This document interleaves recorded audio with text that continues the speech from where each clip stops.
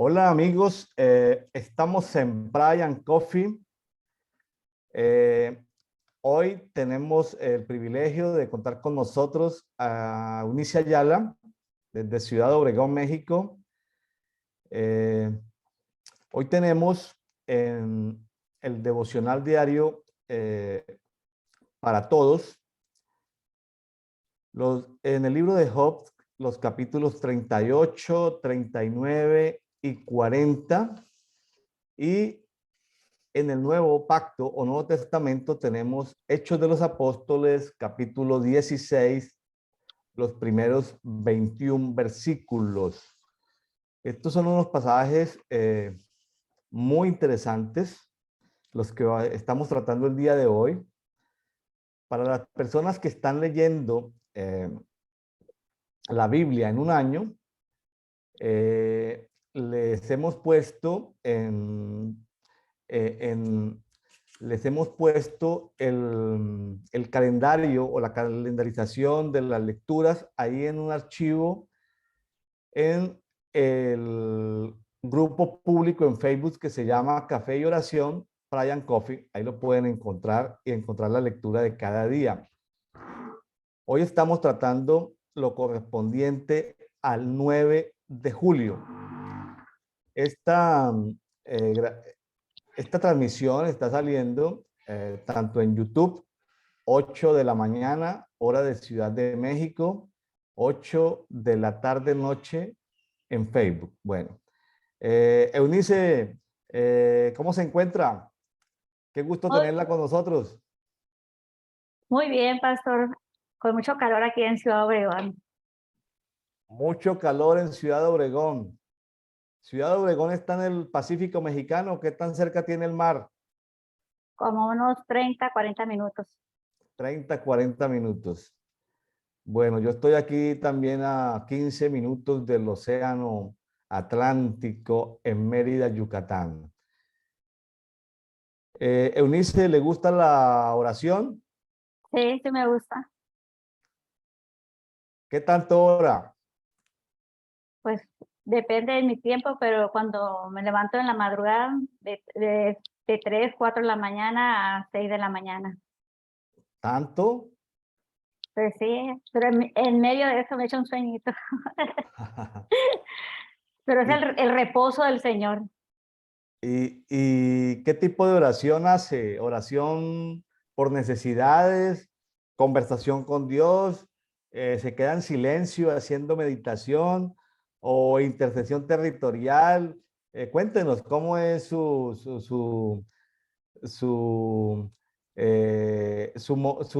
sus actividades en la oración.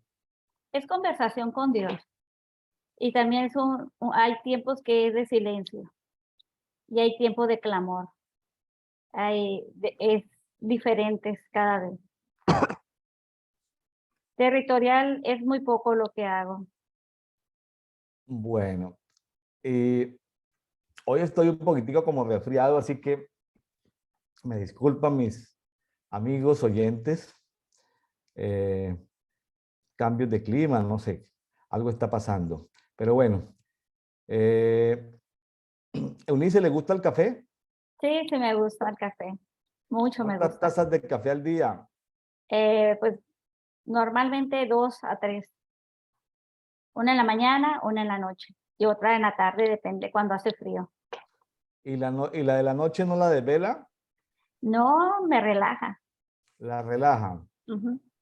Hay gente que dice que el café es dañino. ¿Usted cree en eso o cree que tiene también beneficios? Pues yo creo que sí trae beneficios. A mí me relaja, me pone en paz. La relaja, la pone en paz. Bueno, para los amigos que están haciendo el devocional diario en el Antiguo Testamento o Antiguo Pacto, el día de hoy, 9 de julio, sábado 9 de julio del 2022, corresponde Job 38, 39 y 40. Son tres capítulos hermosos porque hablan de la intervención de Dios casi al final del libro de Job. Cuéntenme, Eunice, ¿qué le llamó la atención de estos tres capítulos?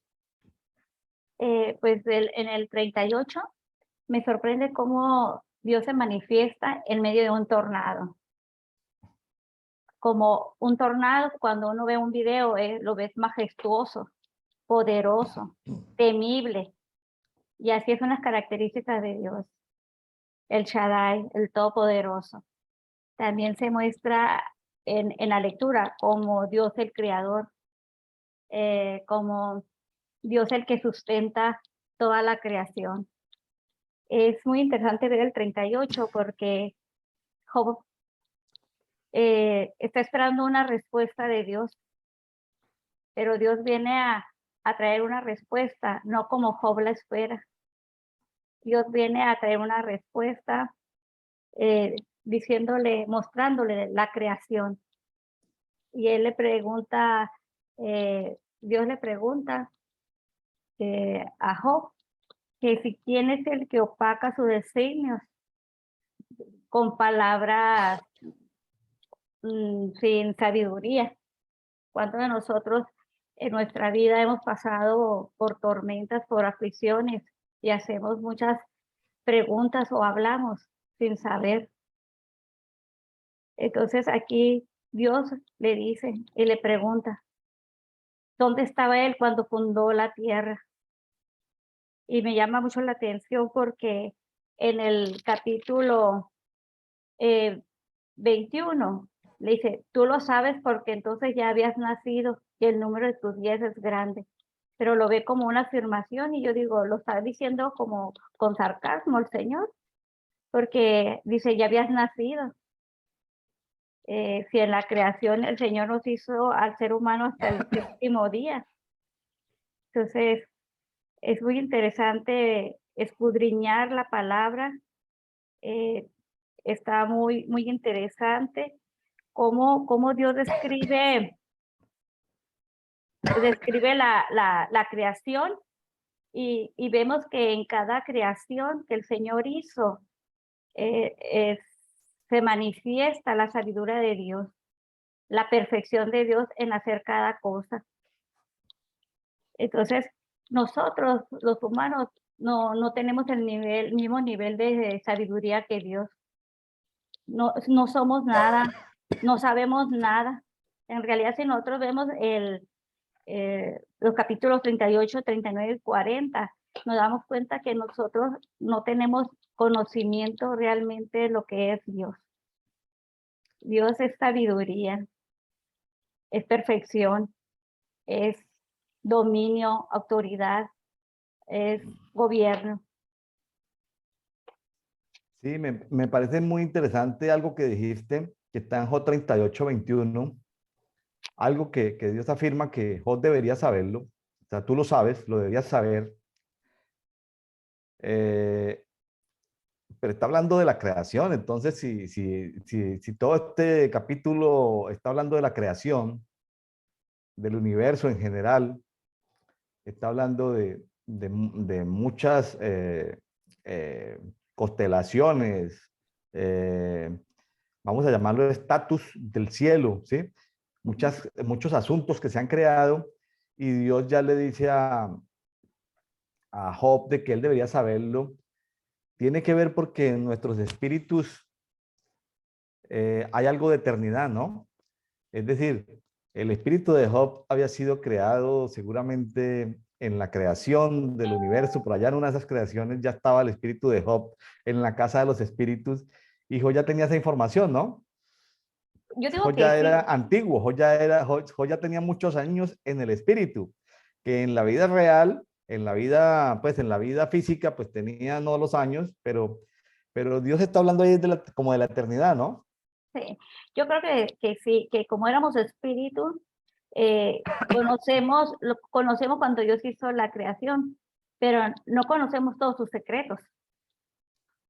No conocemos todos sus secretos, pero entonces si no conocemos todos los secretos, eh, me pregunto yo, ¿por qué Dios le hace esas reclamaciones o esas preguntas o esos cuestionamientos que son como afrentas a Job y de paso a los amigos de Job, ¿no? Porque Job era un hombre justo, generoso, sus amigos eran sabios, justos, generosos, y estaban pasando pues Job por estas aflicciones y todos o la mayoría pensaban que era resultado de algún pecado escondido, algún pecado oculto.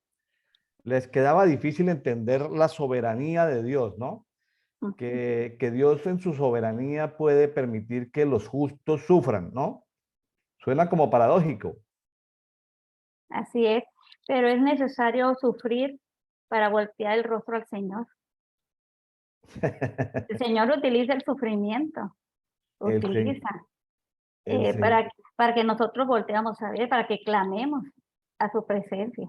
Porque cuando vivimos en, en la prosperidad es muy bonito vivir, pero nos hacemos orgullosos, nos hacemos que todo nos lo merecemos, nos podemos volver un tipo de Dios. Entonces el Señor utiliza el sufrimiento o con quitarnos algo para voltear el rostro al Señor. Así es. Vea que este pasaje, pues sí, estamos en una escena donde hay un diálogo entre Dios y Job, pero también nos sirve este pasaje para entender muchos aspectos de la creación que no están en Génesis 1, ¿sí? Porque, por ejemplo, en el 38:7 habla de cuando le alababan todas las estrellas del alba, o sea, las estrellas del alba, ¿sí? Las estrellas que están en las constelaciones le alababan a Dios, ¿sí? Entonces está Así, hablando de a algo que gran estaba voz. sucediendo, ¿no? Y también dice que los hijos de Dios, refiriéndose a todos los géneros de ángeles, está hablando ahí en el Job 38:7, habla de que los hijos de Dios, es decir, los ángeles en la creación de la tierra daban gritos de júbilo, Gran voz, sí, aquí dice gran voz. Todos mis ángeles me alababan a gran voz. o sea, estaban presentes, ¿no? Ujú. Y, y, y también aparecen no solamente asuntos de la creación, por ejemplo, también aparecen en las constelaciones del zodiaco, ahí en el 38-31, habla de las Pleiades, habla de las ligaduras del Orión. En el 38-32 habla del Mazarot, habla Ujú. de el Arcturo con sus hijos. En general, lo resume un poco en el 38, en el J 38-33, cuando habla de, con esta pregunta, ¿conoces tú los estatutos de los cielos? O sea, los estatutos de los cielos es como el manual del universo, ¿no? Es como el manual de procedimientos de cómo se mueve el universo y le pregunta a Dios a Job que si él los conoce, ¿no? Y en otras versiones diferentes a la que yo estoy leyendo acá, estoy en la Biblia textual en versión 4, habla de que Dios gobierna los cielos, gobierna el universo y gobierna la tierra, ¿no? O sea, Dios tiene establecido un sistema de gobierno en todo el universo. Sí, el Dios gobierna todo el sistema eh, de la creación.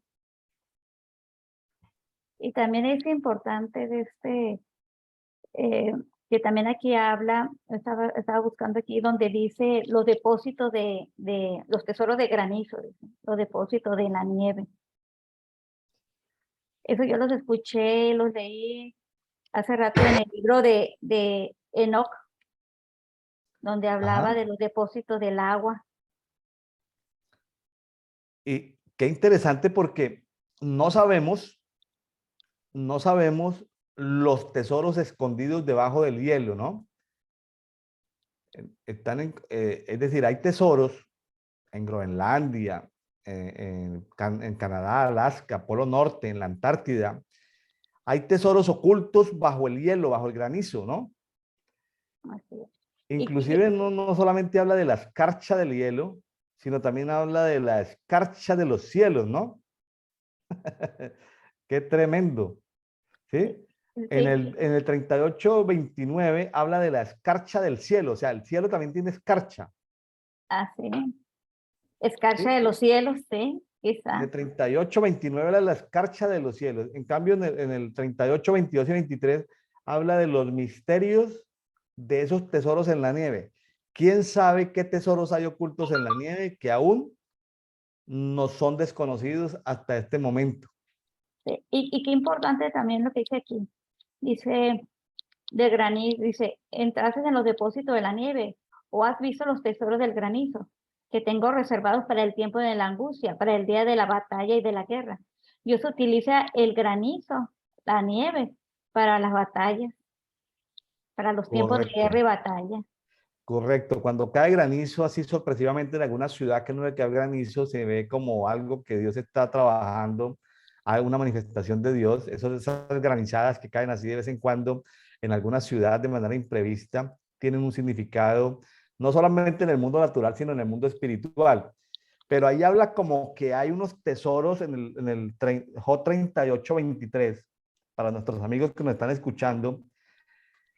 Habla hay un tiempo de angustia, hay un día de batalla y de guerra donde Dios saca sus tesoros ocultos, ¿no? Todavía es posible que hayan días de batalla y de guerra que todavía no hayamos visto esos tesoros que están ahí ocultos, ¿no? Qué interesante. Eh, Sí, como si fuera, estoy hablando como si fuera un gran día de batalla y de guerra, ¿no? Donde están reservados esos tesoros del granizo para ese tiempo de angustia, ¿no? Sí, si nos acordamos en Éxodo, cuando una plaga cayó granizo, Cayó podría ser ahí granizo. que Dios usó el granizo para derrotar a, a un, a un dios de ahí, derrotar a un dios de egipcio. Correcto. Esto es un pasaje muy hermoso que tiene que ver con la creación del universo, de la tierra. Aparecen gran manifestación del poder de Dios. Me llama la atención, Eunice, algunos asuntos bien importantes acá. Hay un pasaje que nos ha servido a los intercesores territoriales que hemos luchado contra el espíritu de la muerte, que hemos luchado contra los sistemas de muerte, que hemos luchado con cerrando puertas del Hades y está porque uno no se va a la guerra contra el Hades, contra una puerta del Hades, dice la palabra que las puertas del Hades no prevalecerán contra la iglesia, ¿sí? Sí, Esos lugares de tinieblas no prevalecerán contra la iglesia, pero eso no lo puede hacer uno por deducción, sino tiene que ser por revelación. Entonces, lo que dice ahí en el 38:17 de Job, ¿te han sido reveladas las puertas de la muerte? ¿Has visto las puertas de la sombra de la muerte?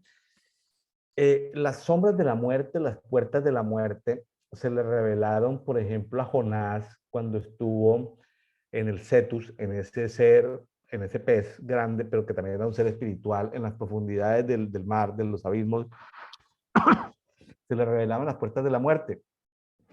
En una actividad que en la cual estuve yo involucrado el año pasado de cerrar unas puertas del Hades en una gran ciudad, la recomendación que me hacían en los intercesores proféticos de amigos, me decían era, no te atrevas a hacerlo si no se te han revelado las puertas de la muerte. Y me daban este pasaje, dejó 38:17, me decían, se te han revelado las puertas de la muerte. O sea, es algo que los amigos que nos están escuchando deben saber que la intercesión o la oración es progresiva, ¿no? Es como que, es decir, uno está habilitado para hacer ciertas cosas en la medida en que ha tenido la revelación de hacerlas, ¿no? así es. Yo, por ejemplo, si usted sabe, aquí en Ciudad Obregón hay mucha delincuencia, estamos viviendo un tiempo de que hay muchas muertes diarias, mucha inseguridad, y, y yo he tenido cuidado de meterme en la oración territorial por lo mismo, porque tengo que hacerlo con entendimiento. O sea, que Dios me revele las estrategias. Sí, sí, es necesario cuando se habla de asuntos complicados, complejos en temas espirituales como denominados en la Biblia o en el lenguaje de los intercesores, de los profetas, tronos de Satanás o, o puertas del Hades o esas zonas de cautividad. Es interesante que las personas involucradas tengan un nivel de revelación sobre eso, ¿no? Sobre eso. Eso es importante, lo resalto porque lo tengo aquí en mi Biblia. Esta Biblia la tengo súper rayada. Yo acostumbro a rayar la Biblia de color, de lapiceros. Antes lo hacía con marcadores, pero eso no sé. Ahorita tengo diferentes colores y ahí lo tengo señalado. Otra cosa que tengo señalada que es algo que aparece aquí también, es que cada versículo de este pasaje es tan profundo. Yo me deleitaba porque aquí esto, uno se va a Hebreos, se va a Hechos, se va a Efesios, se va a Génesis. Esto lo saca de cada versiculito le abre a uno un mundo de conexiones en toda la palabra. Pero hay algo que quiero comentar y es, nosotros, Jesús dijo, yo soy la luz, ¿correcto? Ajá. Jesús dijo, yo soy la luz y también nos dijo a nosotros, vosotros sois la luz. Nosotros también somos luz. Pero aquí en Job 38:19 se nos revela que hay una casa de luz. Dice, ¿dónde está el camino hacia el lugar en que mora la luz? ¿Sí? Sí, ¿Dónde está el camino hacia la luz? Hay una casa de luz en el 38:19 y en el 38:24 dice, ¿por qué camino se reparte la luz? Quiero explicar esto. Hay un lugar espiritual que se llama la casa de la luz. Hay un lugar espiritual que se llama la casa de la luz, eh, donde muchas personas han tenido la oportunidad de estar en esa casa de la luz. Y es interesante que esa casa de la luz, que es un sitio espiritual, que algunos que han estado allí en la casa de la luz, unos lo relacionan cerca al Polo Norte, la casa de la luz como lugar real y que es un lugar físico, pero también es un lugar espiritual. Pero también quería hablarles sobre los caminos de la luz. Desde esa casa salen caminos de luz, por donde los ángeles se mueven por toda la tierra, van por esos caminos de luz hacia la casa de la luz a recibir cierta información, toman la información, ¿sí? Y salen otra vez con esa información a través de esos caminos de luz. Qué interesante que este pasaje nos hable de la casa de la luz ahí en J 38:19 y J 38:24 y también nos hable de los caminos de la luz. Pero también nos habla de, también nos habla no solamente de la luz, sino también nos habla de caminos de tinieblas, que es lo que se llaman cuando se conectan, por ejemplo, una pirámide con otra, ah, que se conectan, que se le llama líneas ley, esos son faros de poder de las tinieblas, esas líneas ley son caminos de tinieblas. Entonces, las tinieblas han copiado diseños de la luz, o sea, tenemos líneas de conexión de luz por donde se mueven muy rápidamente los ángeles y las cosas de Dios, pero también tenemos unas líneas de tinieblas, unas líneas ley de tinieblas por donde el mundo espiritual de las tinieblas se mueve también profundamente. Y de eso está hablando este pasaje, de los caminos de la luz. Y también en otro pasaje por ahí que ahorita no encuentro el versículo, habla de los caminos de las tinieblas, ¿sí? Ah, en el 19, en el 38:19 dice, ¿dónde viven las tinieblas? Es una pregunta que le está haciendo Dios ah, a Job, ¿sí? ujú. Porque o sea, también hay casas de tinieblas, para que lo tengamos presente, hay casas de tinieblas y hay caminos de tinieblas. Entonces sí hay lugares que efectivamente no son, hay lugares de tinieblas donde tenemos que desplazar esas casas de tinieblas, esas casas de oscuridad, pero recuerde que en el mundo espiritual las casas de tinieblas tienen lo que se llaman los ayudadores. Los ayudadores llegan a través de esos canales de comunicación, de esas líneas ley, ¿sí? Desde otros ónfalos, desde otros sitios de poder de las tinieblas. Entonces que aquí nos está hablando, este pasaje es muy profundo, realmente tiene una complejidad muy grande de la creación, pero también nos está hablando de misterios espirituales, ¿no? Qué interesante esto.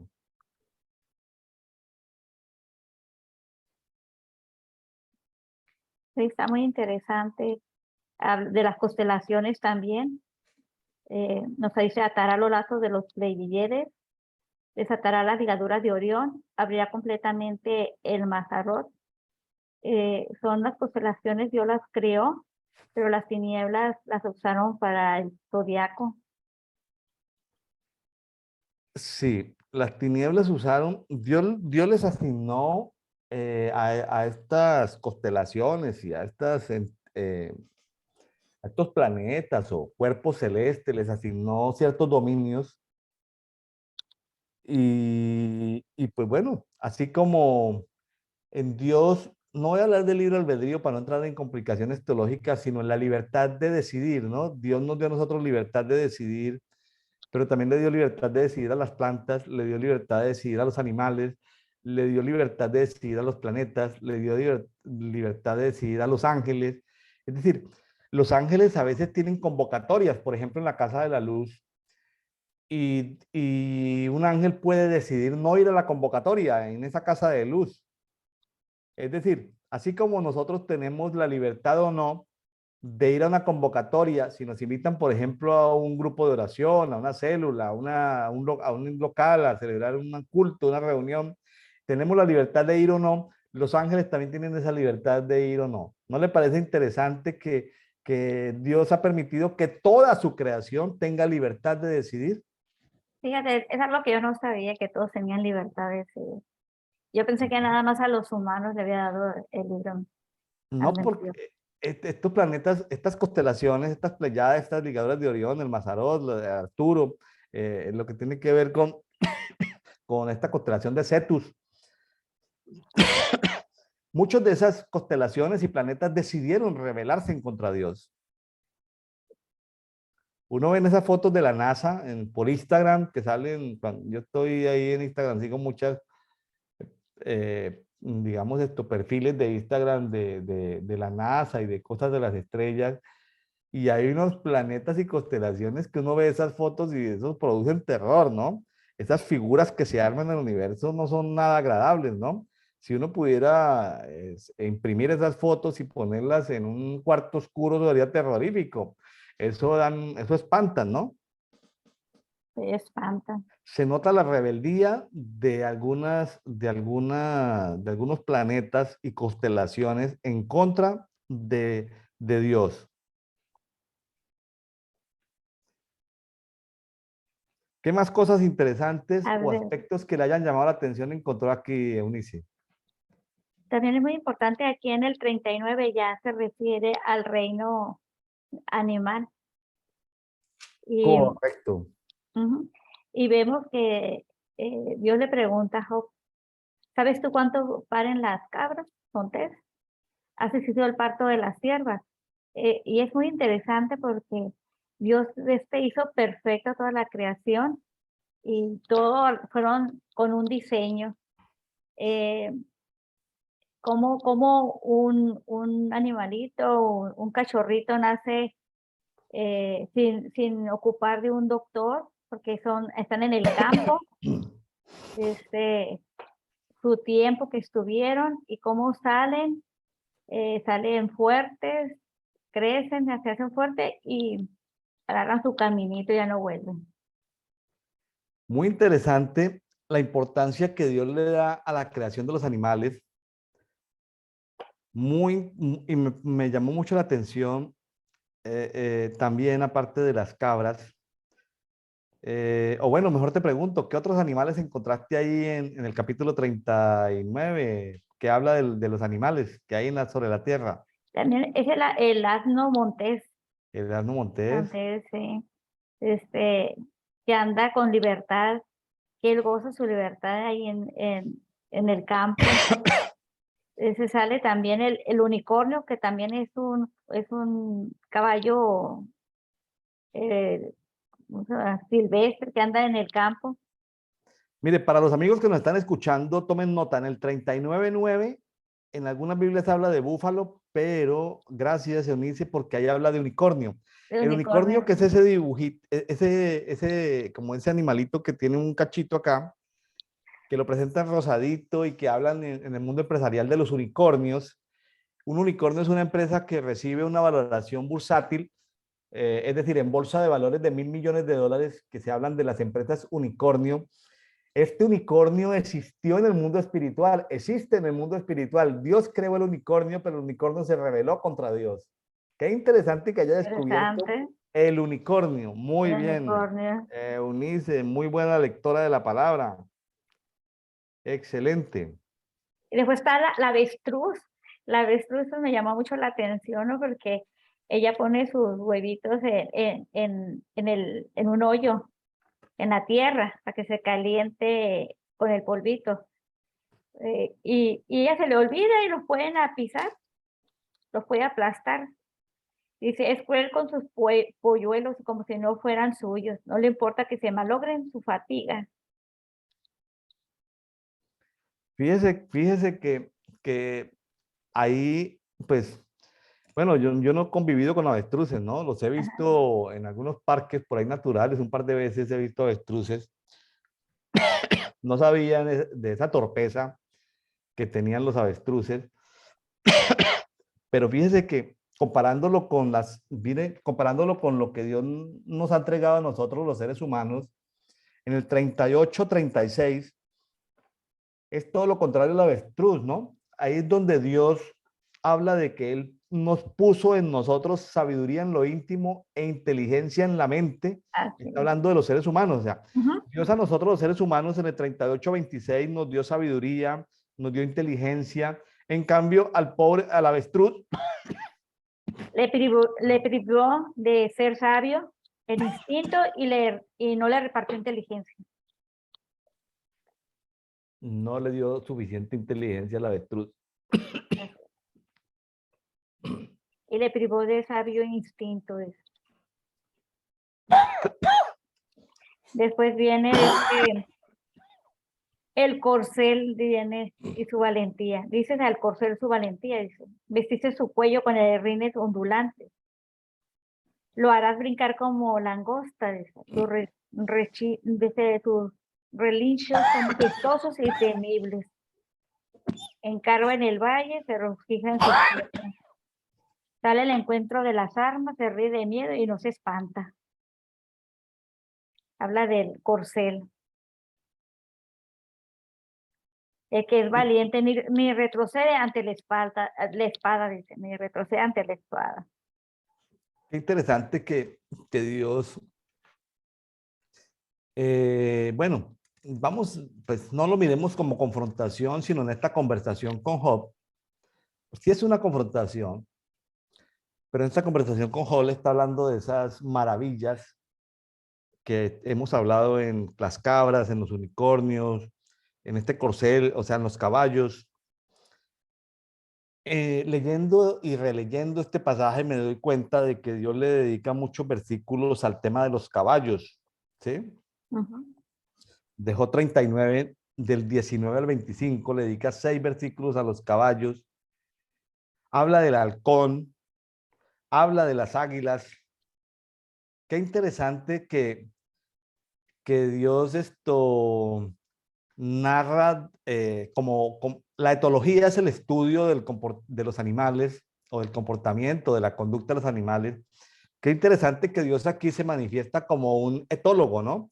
Como un conocedor de los animales y de la grandeza y de los distingos con los que creó a estas razas diferentes de animales, ¿no? Sí, muy interesante saber cómo el Señor describe a cada animalito, de su creación, y vemos que lo hizo perfecto, que se manifiesta en cada animal la grandeza de su creación, que Él es creador y que tuvo cuidado con cada animalito en su diseño. Así es. Sí, interesante todo esto. En el 39.5 vuelve a hablar del onagro, las ataduras del onagro, o sea, temas que tienen que ver con constelaciones, ¿sí? Y me llama la atención de un personaje muy importante, muy importante en el mundo espiritual, al cual Dios le dedica en el capítulo 40, Job 40, del 15 al 24, le dedica 10 versículos a hablar de Behemoth. Ajá. ¿Sí? Behemoth era una fiera, como un tipo monstruo era. Eh, también es un espiritual, es ¿cómo se dice? Una entidad espiritual, Behemoth. Sí, Behemoth es una entidad espiritual que, que hace parte, digamos, que trabaja muy aliado con Leviatán, en espíritus de las aguas. Leviatán es como un dragón serpiente. Behemoth es como un rinoceronte, pero trabaja muy de la mano con Rahab, otro ser espiritual de las tinieblas, Rahab, no como Rahab la ramera de esa de por allá de Jericó, que escribe igual, sino es un ser espiritual que parece como una medusa, ¿no? Que parece como una medusa. Algunos intercesores proféticos o territoriales lo llaman la Trinidad Satánica del Agua. Entonces este Behemoth, que es como un rinoceronte, que era un ser hermoso, ¿sí? Vea que dice en el 40:19, hablando de Behemoth, porque del 40:15, de Hot 40, del 15 a 24, habla de Behemoth, pero en el 40:19 dice que el Behemoth es el principal de las obras de Dios. O sea, cuando Dios creó a Behemoth, ese rinoceronte, que luego esa especie espiritual se rebeló contra Dios, y en el diluvio, esos seres del agua que se habían rebelado contra Dios, vamos a decirlo entre comillas, no recibieron juicio porque ellos vivían en las aguas. Al contrario, mientras las aguas cubrieron la tierra, Rahab, Leviatán, Behemoth, tomaron autoridad inclusive sobre lo que luego cuando las aguas se retiraron, ellos como seres espirituales siguieron gobernando sitios aún secos. Entonces, o sea, suena como paradójico decir que espíritus de las tinieblas que tienen autoridad sobre las aguas ejerzan autoridad sobre territorios secos. Lo que pasa es que en un determinado momento estuvieron sumergidos bajo el agua, ellos ejercieron algún tipo de autoridad. Al retirarse el agua, pues sí, el agua se retiró, pero ellos siguieron ejerciendo autoridad espiritual sobre ese lugar. Entonces, imagínense Dios, pues yo no, pues yo trato de imaginármelo, pero no alcanzo a entender cómo la obra principal de Dios, que era Behemoth, se le revela a Dios y se convierte en un enemigo de Dios. Sí, es sorprendente.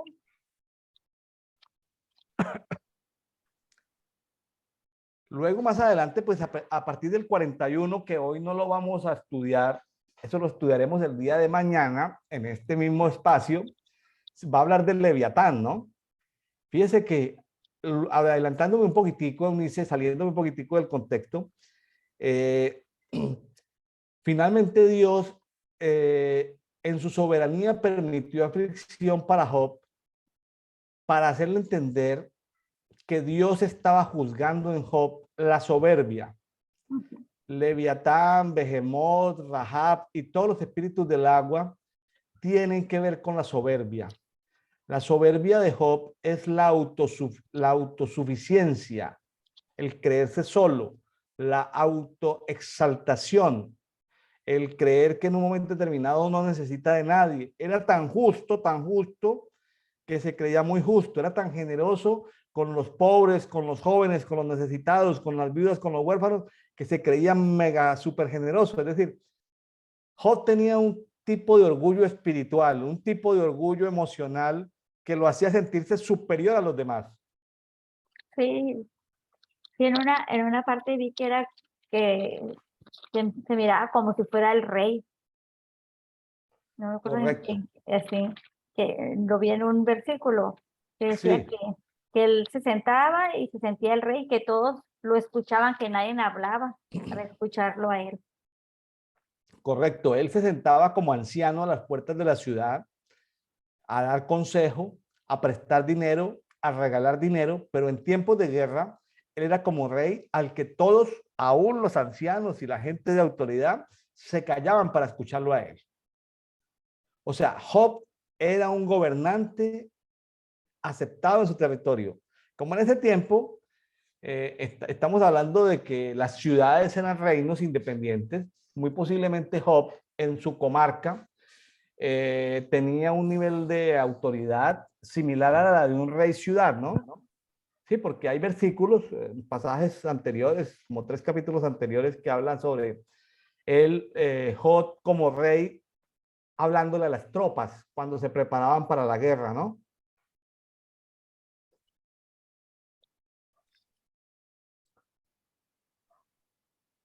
¿Algo más de este pasaje, de estos 3 capítulos, Eunice?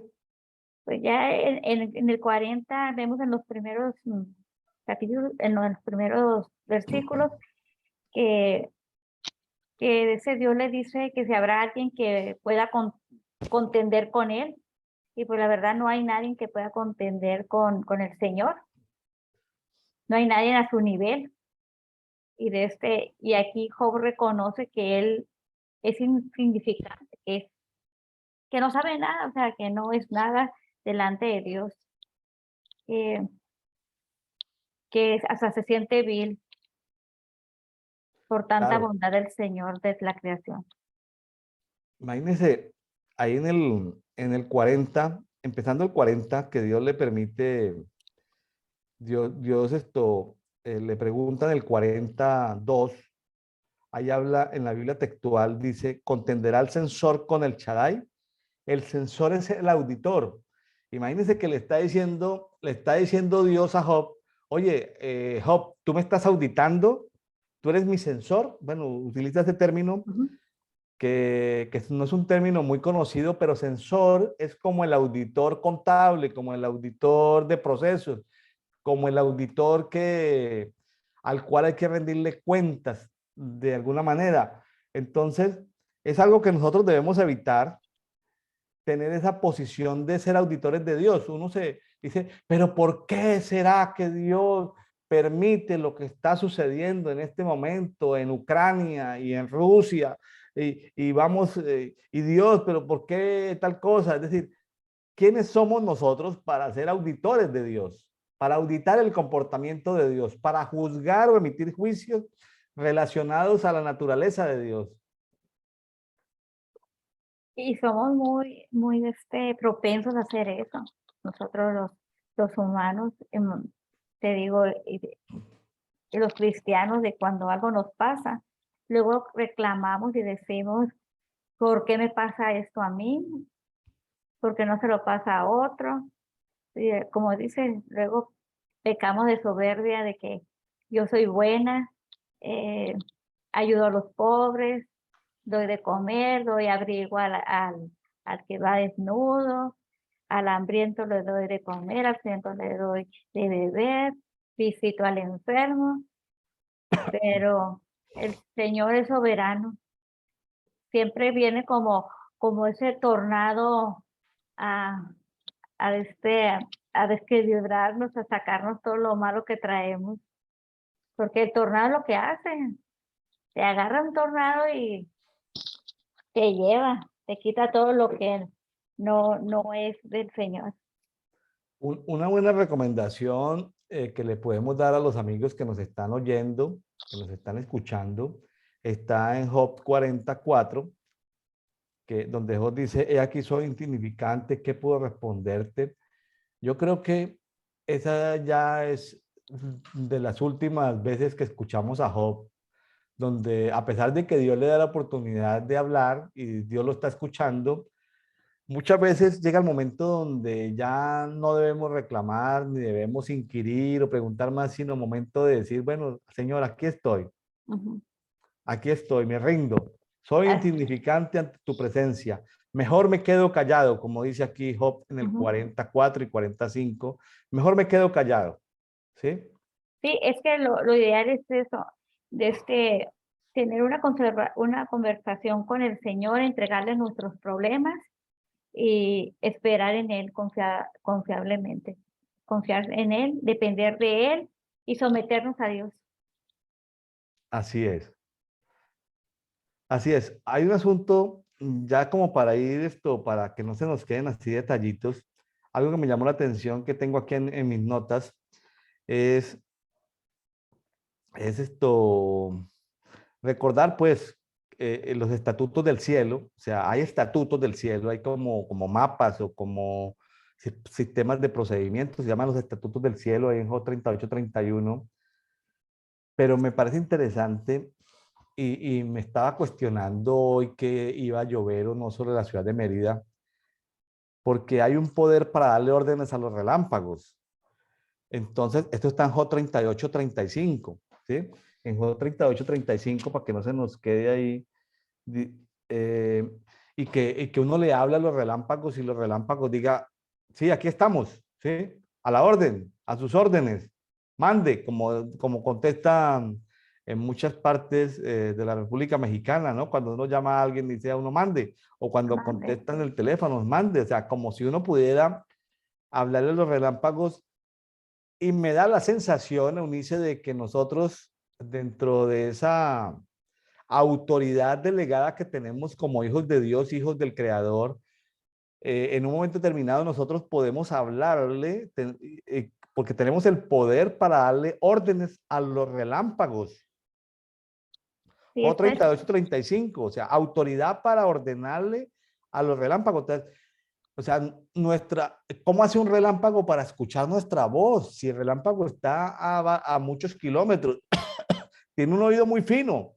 Tiene un oído muy fino y el relámpago, uno cree que está ahí porque son masas de agua moviéndose con energía, pero el relámpago me puede escuchar a mí, me puede escuchar en una tormenta o en una sequía. Yo puedo llamar al relámpago y decir, bueno, a nubes, chóquense entre ustedes y manden relámpagos sobre la tierra y caiga agua sobre esta tierra seca. O sea, hay unos poderes inexplotados o inexplorados o inexplotados en nosotros los hijos de Dios. sí, fíjate que es muy importante versículo, porque aquí, por ejemplo, en Sonora falta agua, hay escasez de agua. Ah, buscar esa autoridad, eh, aplicar esa autoridad para llamar a los relámpagos que choquen, así como dice usted, las nubes y traigan agua. J 38, 35, úselo allá en Sonora, úselo para que caiga agua, ¿sí?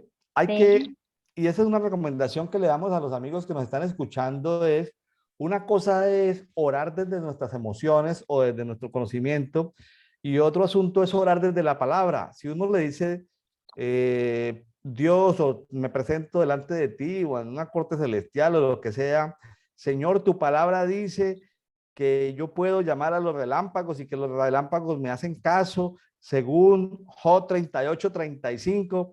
En ese momento, los ángeles que coordinan los vientos, que coordinan las aguas, ellos se van a dar cuenta que uno está basándose en algo que Dios maneja que se llama el derecho.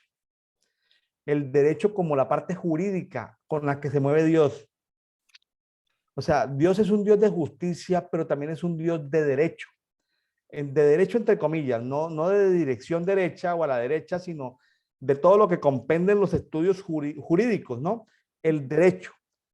Dios es un Dios del derecho, de que las cosas se hagan con derecho. Qué interesante, ¿no?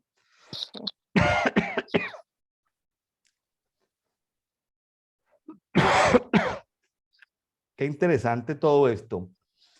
Bueno, Unice, aquí ya para ir cerrando Job, pues a mí se me ocurre, claro, no está en el pasaje, está más adelante, más atrás, lo del gran problema de nuestro amigo Job, que era la soberbia, ¿no? ujú, La recomendación es arrepentirnos de soberbia, de autosuficiencia, arrepentirnos de la autoexaltación Eh, Todos nosotros en algún momento de nuestras vidas hemos sido soberbios. Muy comúnmente los estudiantes de secundaria o los jóvenes o adolescentes tienden a ser soberbios, a ser independientes por su naturaleza. Uno puede ser soberbio en la relación de pareja, uno puede ser soberbio en el trabajo, si uno es muy bueno, tiende a ser soberbio, si uno ha tenido, entre comillas, éxito, puede ser soberbio, si uno, es decir, la soberbia se puede manifestar en cualquier área de nuestras vidas. Si nosotros dejamos de poner la mirada en Dios, entonces Leviatán, que es el rey de los soberbios, como dice más adelante, Leviatán, esa criatura perfecta que Dios hizo, que se llama Leviatán, que luego se rebeló contra Dios, ¿sí? Los leviatanes se rebelaron contra Dios, pues por lo mismo, por la soberbia. Es decir, el soberbio y los rebeldes andan casi juntos. Moraleja de estos pasajes: arrepentirnos de toda soberbia. Soberbia cuando decidimos no orar para ir a comprar una casa. Oye, pero tengo el dinero, se lo pido a Dios. Sí, pero ¿por qué te consideras autosuficiente? Nos consideramos autosuficientes porque tenemos dinero en el bolsillo y vamos y compramos un vehículo sin consultarle a Dios. O sea, Dios espera que nosotros disfrutemos de lo que Él nos ha dado, pero Dios espera que nosotros conversemos con Él, Okay. que le rindamos cuentas, que tengamos dependencia de Él. O sea, a Dios le molesta la independencia. Uno dice, no, pero Dios me dio sabiduría, pero yo se lo había pedido a Dios. Oye, pero pregúntale. Yo sé que uno no va a preguntar si voy a lavarme los dientes, si no me voy a lavar los dientes, uno no pregunta eso, pero hay cosas que se salen de lo cotidiano, como una compra de un bien, como un viaje, como atender a una persona en la casa de uno, como, bueno, tantas cosas en las cuales hay que consultarle a Dios. Si no se le consulta, puede constituirse en soberbia, en autosuficiencia.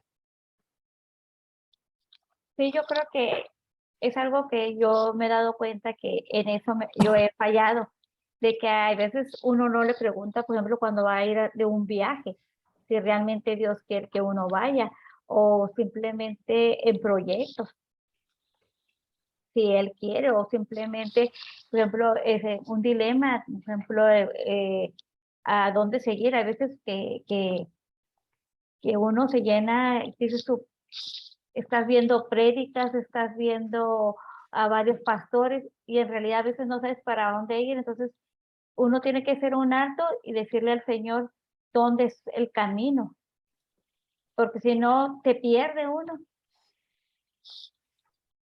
Y yo sí, Dios, eso me he fijado yo que eso me falla a mí de ser más dependiente en ciertas situaciones.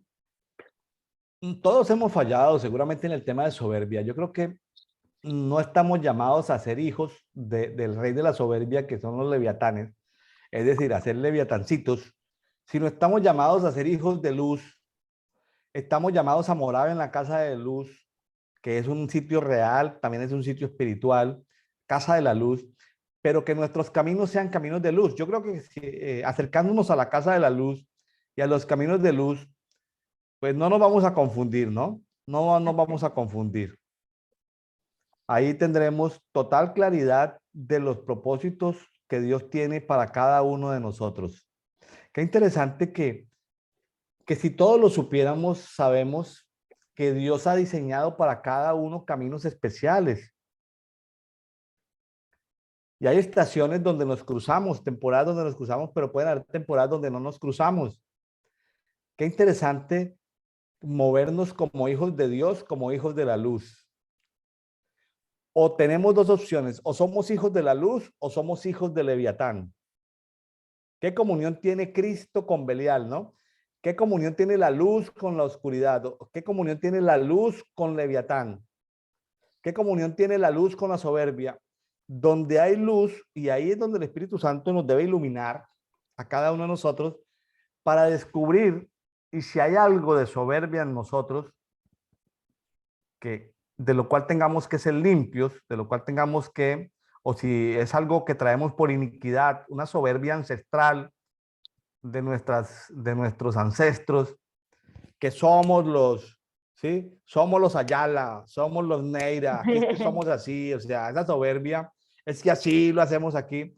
Esa soberbia que traen las familias a veces ya se han convertido en iniquidad, ¿no? Tenemos que ser limpios y sanados de toda iniquidad de soberbia. Eso es como la moraleja que me queda a mí, Eunice, de estos 3 capítulos que estamos estudiando hoy, 9 de julio. ¿Está de acuerdo conmigo? Sí, ser libre de la soberbia. Ser libres de la soberbia. Ser libres de la soberbia y bueno, pues, y conocer los misterios de Dios en la medida en que Dios nos pueda, claro que Dios nos reclama, ¿no?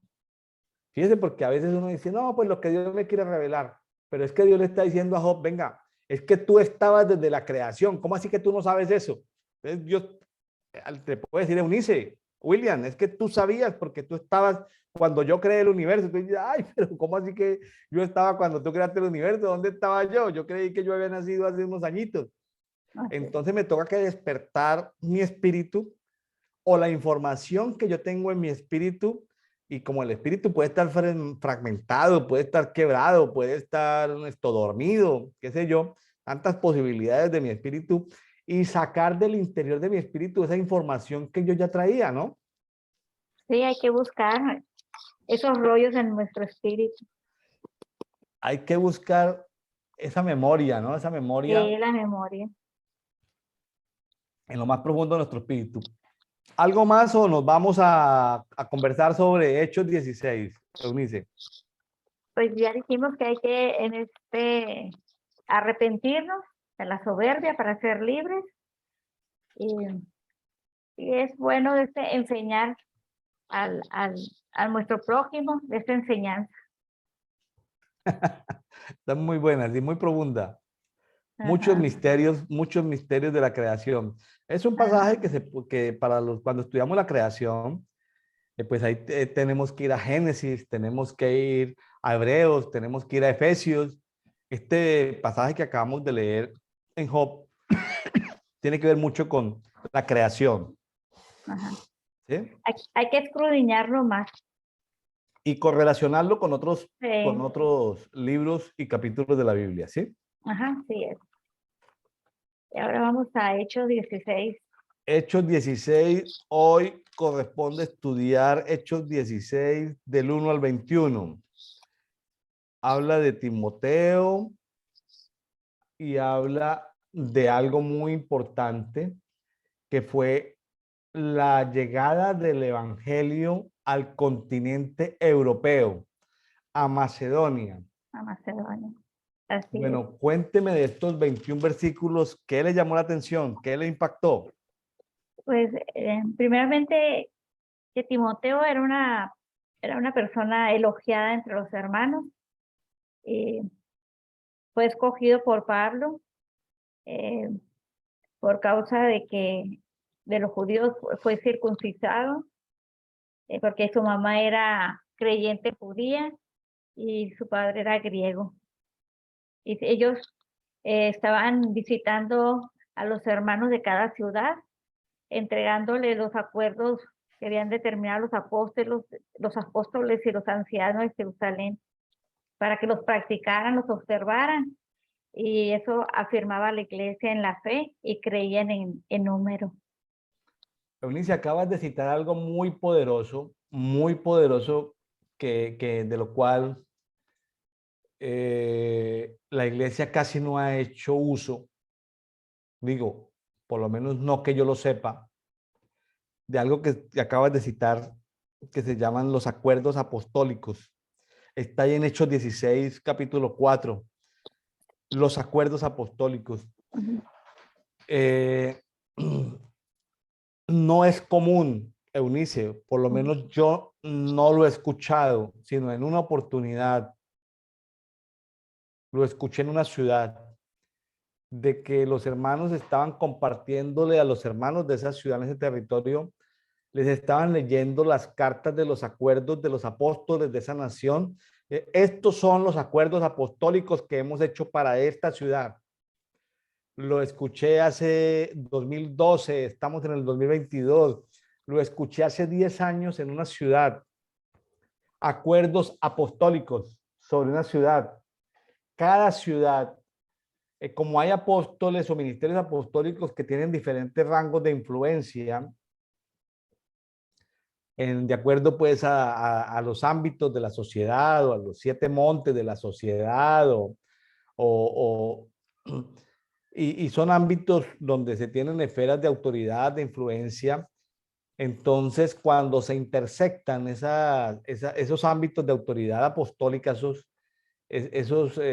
hay que llegar a unos acuerdos apostólicos y son los acuerdos apostólicos los que deben darse a conocer a la iglesia de la ciudad.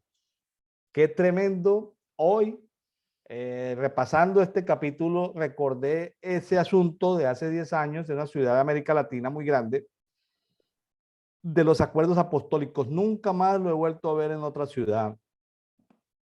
La ciudad en que lo vi fue la ciudad de Caracas, en Venezuela. Los apóstoles de la República de Venezuela se pusieron de acuerdo y anunciaron a la comunidad en Caracas, Venezuela, anunciaron sobre los acuerdos apostólicos para esa ciudad de Caracas, Venezuela. No lo he vuelto a ver en ninguna parte, Eunice. Qué interesante. ¿Lo sabías o es nuevo para ti?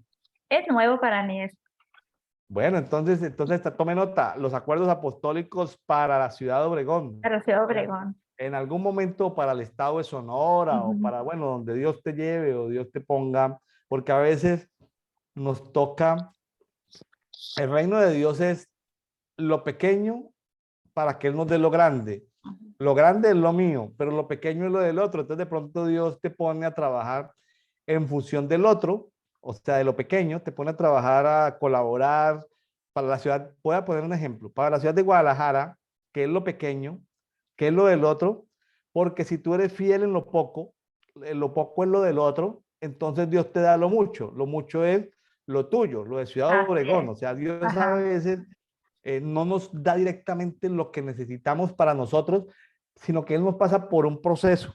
Primero lo del otro, porque el reino de Dios es primero lo del otro, porque lo del otro, así sea muy grande, para nosotros es lo poco. Puede ser muy grande la liberación de Guadalajara, la transformación de Guatemala, puede ser muy grande, pero en dimensiones reales puede ser muy grande, pero para nosotros es lo poco, porque nuestro interés está es en nuestra ciudad. O sea, hay que ser fiel en lo poco para que Dios nos dé lo mucho. Mucho. Sí. Que nos den lo de nosotros. Y eso de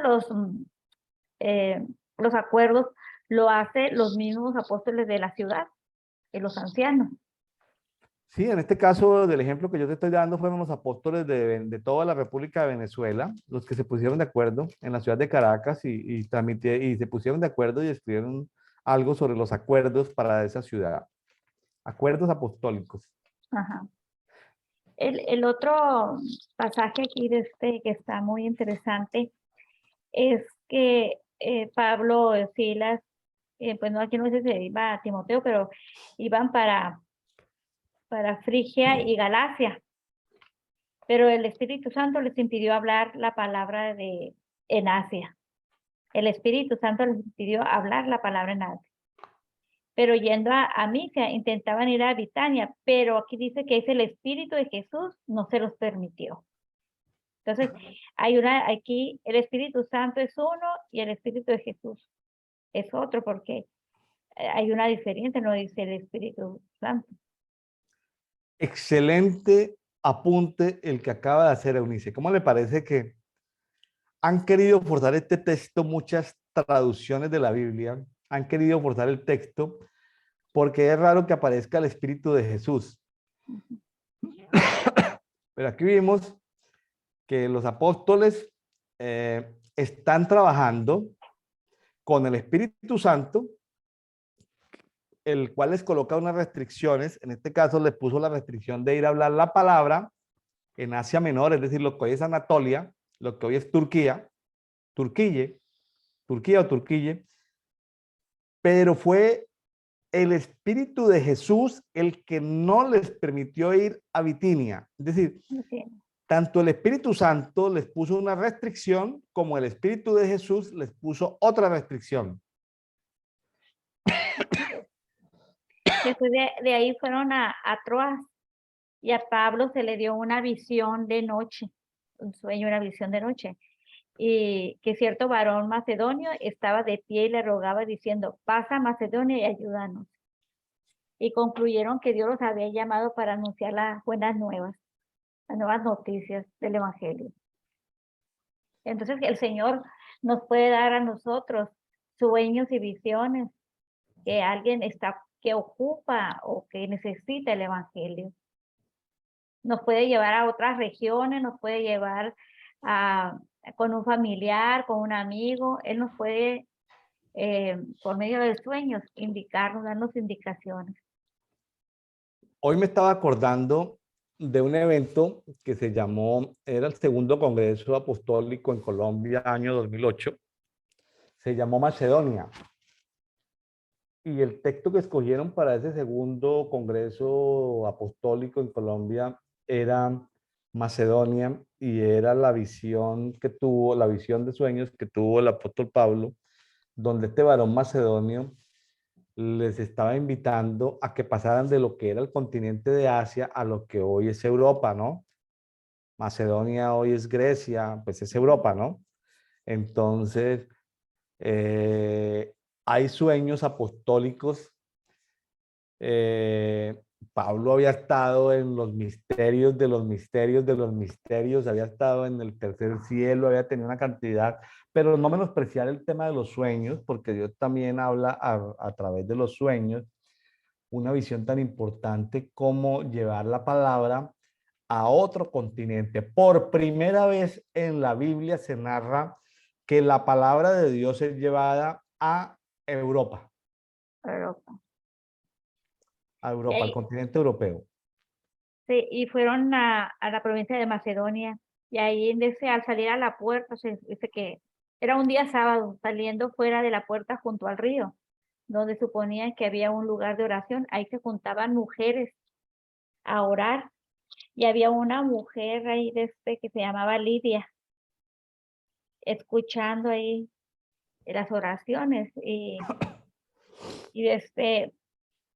ella era Lidia, era una mujer de Tiatira, negociante en telas de púrpura, o sea que era de prosperidad, era mujer de negocio.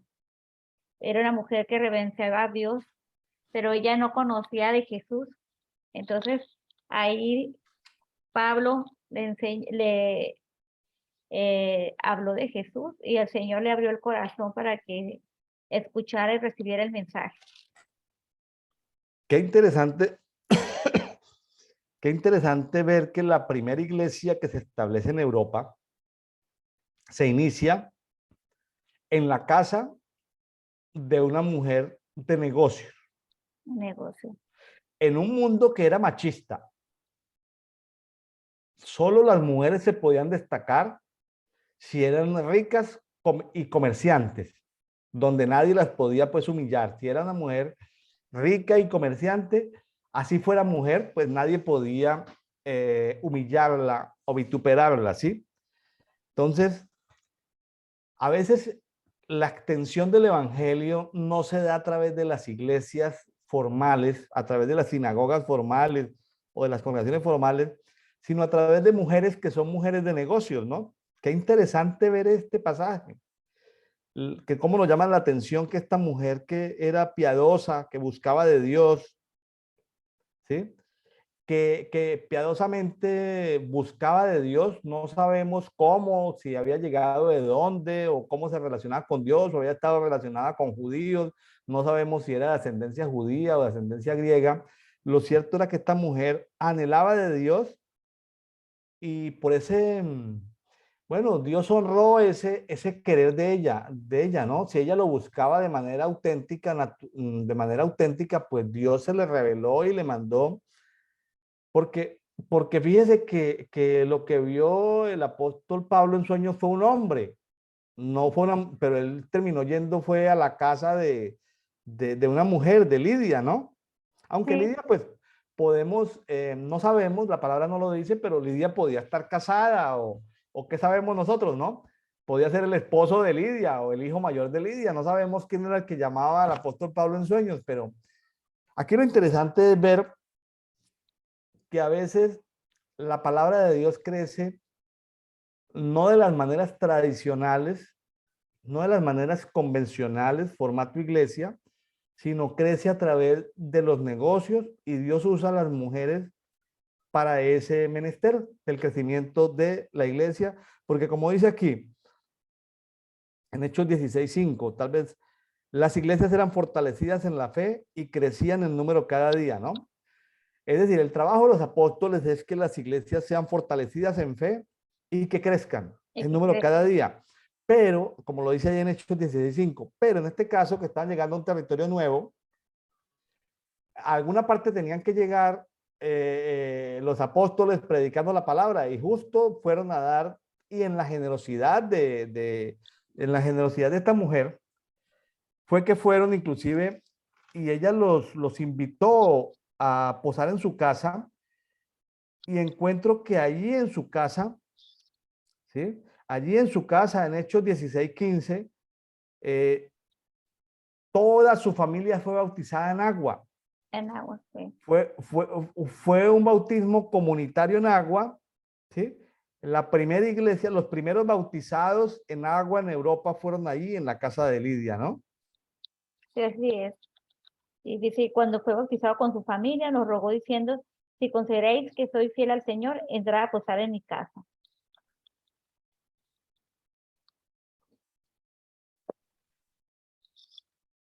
Y después más adelante viene dice cuando Pablo y Silas fueron encarcelados por razón de una mujer que traía un espíritu engañador, era adivinador. Dice que ellos iban a un lugar de oración cuando salió al encuentro una muchacha que tenía un espíritu de adivinación, la cual daba gran ganancia a sus amos adivinando. Y esta seguía a Pablo y a Silas, gritando, esos hombres son esclavos de Dios Altísimo, quienes anuncian un camino de salvación. Entonces, vemos aquí que esta mujer quería traer confusión porque ella quería eh, pues relacionarse con ellos, pero cuando ellos se fueran, yo más bien creo quedarse con esa gente y engañarlos, traer confusión. Pero Ay, Pablo, mande, no, no, siga, por favor. pero Pablo se disgustó y volviéndose le dijo espíritu, le habló al espíritu y lo reprendió en el nombre de Jesús. Y salió de ella el espíritu, pero los amos de la muchacha se enojaron porque salió la esperanza de su ganancia, porque de ella ganaban, pues ella adivinaba, echaba mano, pues echaba la suerte, adivinaba. Y, y pues Pablo y Silas fueron encarcelados por esa causa. Eunice me hizo recordar eh, lo que técnicamente hemos llamado el espíritu de Pitón. El espíritu, Pitón tiene que ver con esos espíritus de adivinación del oráculo de Delfos. Pitón es una serpiente. Fíjese que esa mujer pitonisa o esa mujer poseída por ese espíritu de adivinación, de alguna manera, eh, cuando el espíritu en algunas iglesias o en algunas comunidades, cuando la gente se vuelve legalista, eh, el legalismo tiene que ver con Pitón en el sentido de que tratan de mantener las cosas de Dios a base de la fuerza, la asistencia, la ofrenda, la no sé qué, el vestido de una manera. Yo sé que una cosa son los protocolos, la obediencia, pero lo otro es cuando encuentra uno en esas iglesias o congregaciones locales ese manual de reglamentos, de legalismos, que lo que uno ve detrás de eso es la influencia del espíritu de Pitón. Lo que hace que una iglesia esté viva, que esté radiante, que esté en movimiento, es el Espíritu Santo. El Espíritu Santo es el aire, el neuma que le da vida a la iglesia. Cuando traemos o alguien trae un aire falso, o sea, una levadura falsa para mostrar algo como lo hace el espíritu de Pitón, ¿no? El espíritu de Pitón trata de traer las cosas de Dios a la brava, a la fuerza, por legalismo. O sea, no te puedes poner estos aretes, no te puedes poner el cabello así, no te puedes poner este vestido así, esta falda así, tienes que hacer así. O sea, para tratar de mostrar una cierta religiosidad. Allí esa mujer, ¿cierto? Poseída por ese espíritu de adivinación, por ese espíritu de Pitón, esa mujer estaba trayendo lo que ella estaba diciendo era cierto. Ella estaba diciendo, esos hombres son siervos de Dios Altísimo. Anuncian el camino del evangelio, de la salvación. Ese espíritu de Pitón estaba hablando lo correcto. Ese espíritu de Pitón no estaba contradiciendo. Muchas veces nos encontramos en las iglesias cristianas ese espíritu de Pitón que trata de aparentar de ser una iglesia bonita, ágil, y no, lo que tiene es legalismo. Pero aquí hay algo como que yo veo en el apóstol Pablo como esa tolerancia apostólica, ¿no? Como ese apóstol que dice, mira, no quiero más legalismo, lo que estás diciendo es correcto, pero no me gusta que lo estés diciendo y confronta con esa autoridad apostólica, confronta ese espíritu de Pitón, de tal manera que ese espíritu de adivinación tiene que irse de esa mujer y por lo cual cada vez que se ejerce autoridad espiritual o apostólica para sacar un espíritu de Pitón en alguna comunidad, pues luego vienen las consecuencias. Cuando se saca el espíritu de Pitón de una comunidad, vienen sus consecuencias porque los que viven de esa religión, los que están cautivos por ese espíritu de Pitón, van a tener pérdidas económicas, entonces luego van a perseguir a aquellos que con la autoridad apostólica sacaron el espíritu de Pitón. Qué cosas, ¿no? Sí.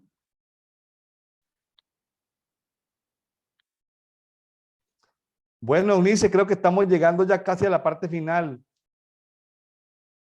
¿Qué más tiene por ahí guardado del estudio del día de hoy, Hechos 16 del 1 al 21? ¿Qué más? Vamos a ver.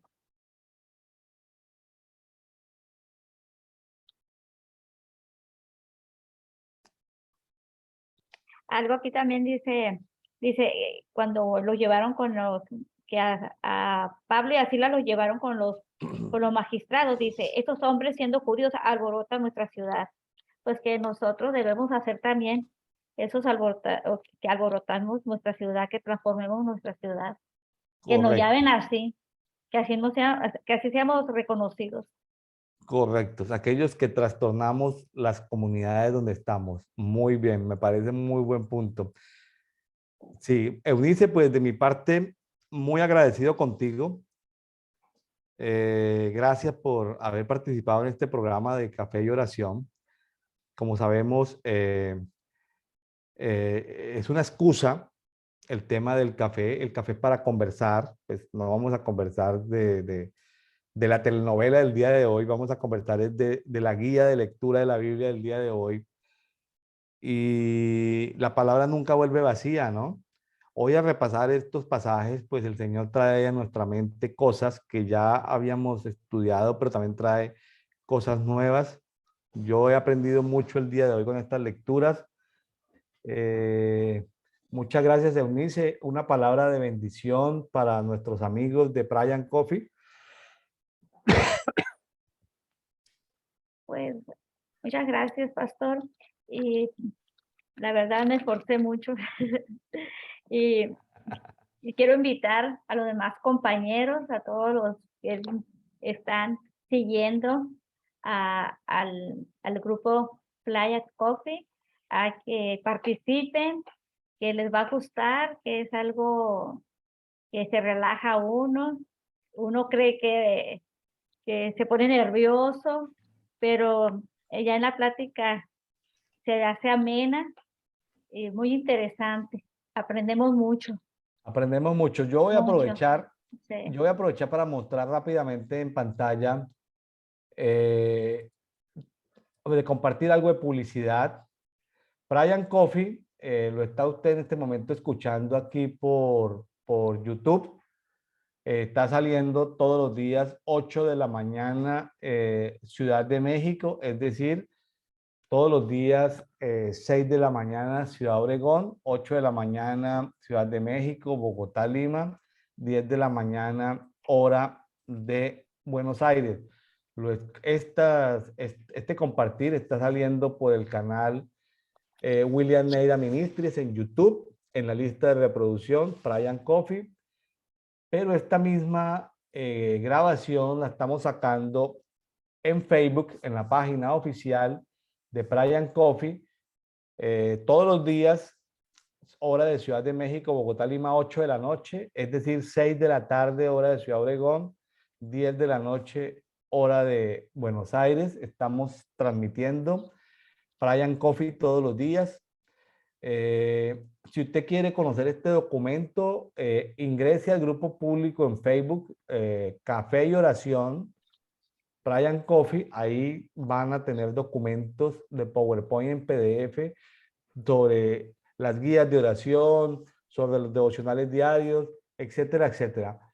Si usted, al bajar ese documento en Facebook de ese grupo, usted encuentra que quiere vincularse para orar por alguna nación, aquí están dándole clic al enlace que hay ahí de manera automática, se integra en Telegram a uno de estos grupos. Está Europa, Canadá, Estados Unidos, México, Costa Rica, Panamá, República Dominicana, Cuba, Colombia, Venezuela. Bueno, ahí aparece una lista de países. Usted se puede conectar y de manera automática queda vinculado en Telegram. La ventaja de Telegram es que toda la información de Telegram, si usted configura bien su celular, no le agota la memoria de su celular, a diferencia del WhatsApp, sino que siempre está en la nube. Entonces, eso es una ventaja. Entra de manera automática. O si quiere, escríbanos a este WhatsApp, a este número, que es un celular radicado en México, con presencia en México, donde usted escribe un mensaje y dice a qué grupo de Brian Coffee de estos países quiere participar. Bueno, mis amigos, gracias por estar ahí en Brian Coffee, Café y Oración, un programa que tiene que ver con una excusa para conversar de la palabra. Hoy hemos estado con Eunice Ayala, una mujer, así como Lidia, una mujer negociante, una mujer de negocios de Ciudad de Obregón, Estado de Sonora, en la República Mexicana. Eunice, muchas gracias. Nos despedimos. Me gustaría contar contigo más adelante. Sí, agendamos otro día. Agendamos otro día. Bendiciones para todos. Gracias. Buenas Muchas gracias, noches. Eunice. Bendiciones a las naciones. Bendiciones a todos los que nos han escuchado. Bendiciones para todos.